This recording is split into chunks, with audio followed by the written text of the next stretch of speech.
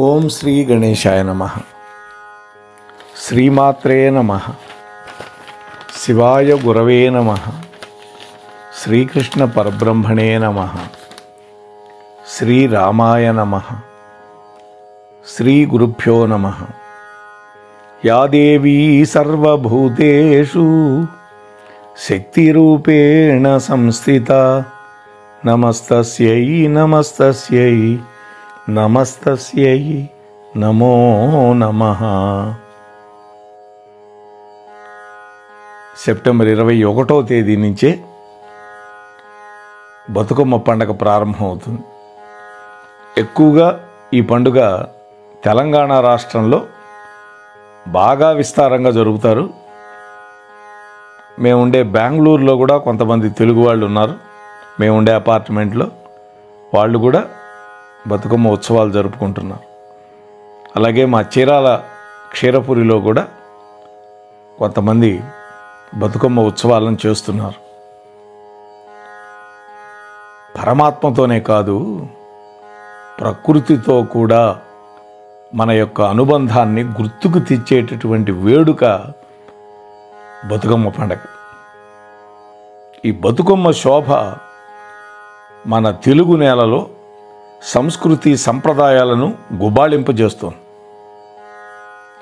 ఆదిపరాశక్తిని పూల రూపంలో పూజించే పండగ ఇది. జానపదులు తమ గుండెల్లో కొలువైనటువంటి గ్రామ దేవతలని అర్చిస్తారు. పాటల రూపంలో వాళ్ళ మీద తమ భక్తి ప్రపత్తులను చాటుకుంటూ ఉంటారు. మహిళల యొక్క అస్తిత్వానికి అద్దం పట్టేటటువంటి బతుకమ్మ పండగలో మహిళల యొక్క మనోభావాలు, కళలు ఎన్నో ఆవిష్కృతమవుతూ ఉంటాయి. తెలంగాణ ఘనమైనటువంటి సంస్కృతికి ప్రతిబింబంగా నిలబడేటటువంటి బతుకమ్మ నేడు యావత్ ప్రపంచం విస్తరించింది.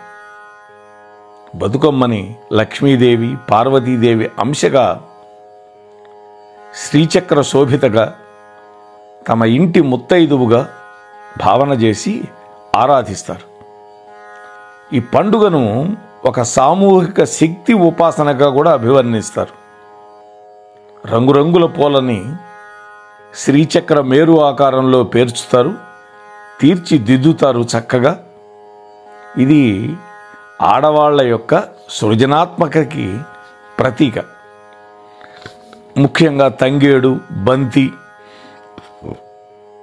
గుమ్మడి, మల్లె, మంకెన, కనకాంబరం, గన్నేరు ఇలా ఎన్నో రకాల పూలు ఈ బతుకమ్మని అమర్చడంలో ఒదిగిపోయి ఆ పూలు కూడా పులకరించిపోతాయి. ఈ పండుగలో పూల తర్వాత పాటలకు ప్రాధాన్యం. బతుకమ్మ ఆటను ఆడతారు. ఈ పాటల్లో మహిళలు తమ మనస్సులో ఎన్నో భావాలను ప్రకటిస్తారు. అక్షరాస్యత లేనటువంటి గ్రామీణ మహిళలు కూడా బతుకమ్మ పాటల్లో గంభీరమైనటువంటి అంశాలను ఉటంకిస్తూ ఉంటారు. డప్పుల దరువులు, కోలాటాలు మరింత ఉత్సాహాన్ని కలుపుతాయి ఈ పండక్కి. స్త్రీలలో భక్తి భావన, తాత్విక చింతన ఈ రెండింటికి ఈ బతుకమ్మ పాటలు అద్దం పడుతూ ఉన్నాయి. ఇకపోతే నైవేద్యాలు.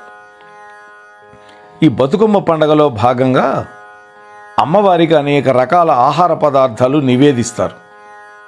ఆ తరువాత వాటిని ప్రసాదాలుగా పంచిపెడతారు. అంటే మనకు ఉన్నటువంటి సంపద అనుగ్రహించింది అమ్మ. ఆ సంపదని నలుగురితో కలిసి పంచుకోవాలి అనేటువంటి ఒకానొక సామాజిక స్పృహని ఈ నైవేద్యాలు, ప్రసాదాలు మనకు గుర్తు చేస్తున్నాయి.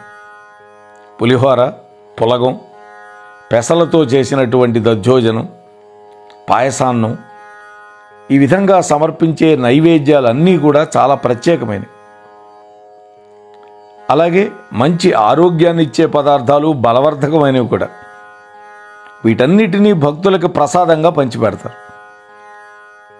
ఆ నివేదనలు మనం తింటే చాలు మన జన్మల ధన్యం అవుతాయి.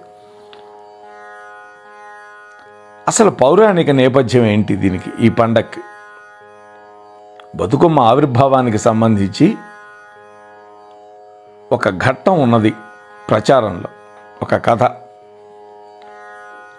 అది ఆశ్వయుజ మాసం, ఆ రోజు శుక్లపక్ష పాడ్యమి. గౌరీదేవి మహిషాసురుణ్ణి చంపేసి బాగా అలసిపోయి స్పృహ తప్పింది. ఆ సన్నివేశాన్ని చూసినటువంటి అమ్మవారి భక్తులు ఆ తల్లి తొందరగా మేల్కోవాలని కొన్ని పాటలు పాడారు. అంటే అమ్మా, నువ్వు తొందరగా సేదదీరి మేల్కొని మమ్మల్ని అందరినీ రక్షించు అని ప్రార్థించారు. ఈ విధంగా వాళ్ళు పాటలు పాడుతూనే ఉన్నారు.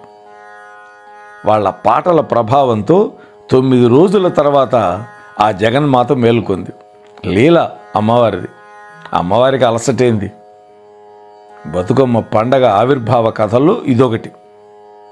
అప్పటి నుంచి ఆశ్వయుజ శుద్ధ పాడ్యమి మొదలుపెట్టి 9 రోజులు పూలగోపురంగా బతుకమ్మని అమర్చి పండగ చేసుకోవటం, పాటలు పాడటం, ఇవన్నీ సంప్రదాయం అయిపోయింది.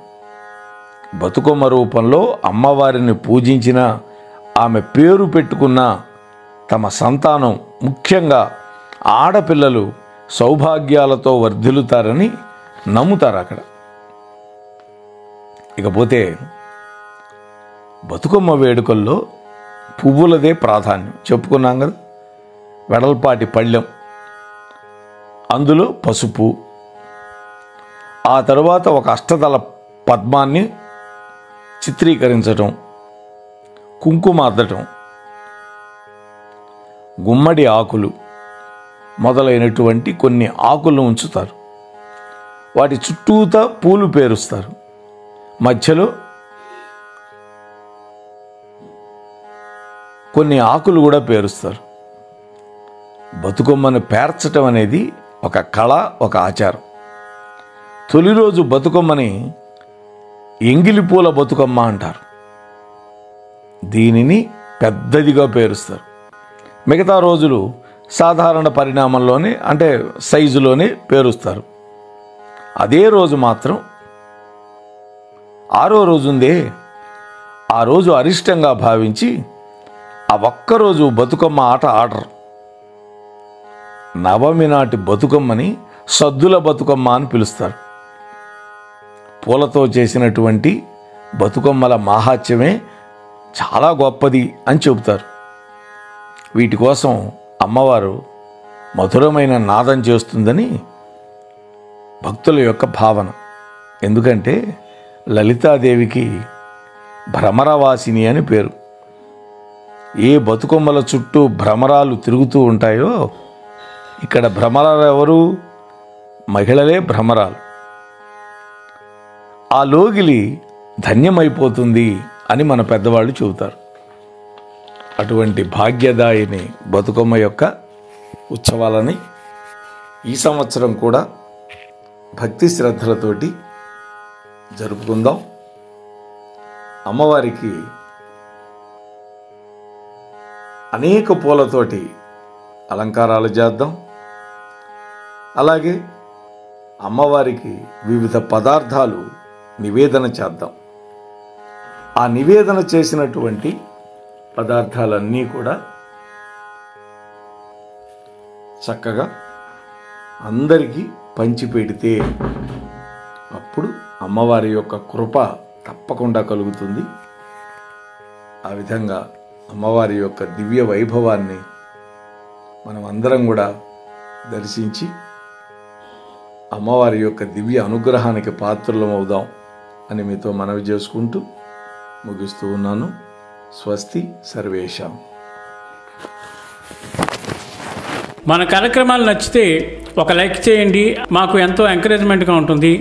అలాగే కామెంట్ చేయండి. కామెంట్ చేస్తే మేము మంచి క్వాలిటీ కంటెంట్ అందించడానికి దోహదపడుతుంది. ఆడియోస్ని షేర్ చేయండి. ఆడియోని షేర్ చేస్తే మన ఛానల్ అభివృద్ధి చెందడానికి ఉపయోగపడుతుంది. ఇంతవరకు మన కార్యక్రమాన్ని చూస్తూ ఎంజాయ్ చేస్తున్నట్లయితే, ఒకవేళ సబ్స్క్రిప్షన్ కనుక చేయలేకపోతే ఇప్పుడే ఈ క్షణమే సబ్స్క్రైబ్ చేసుకుని ఆ పక్క నుండి బెల్ బటన్ మోగించండి. వినండి, వినిపించండి, వింటూనే ఉండండి మోహనవాణి తెలుగు పోడ్కాస్ట్.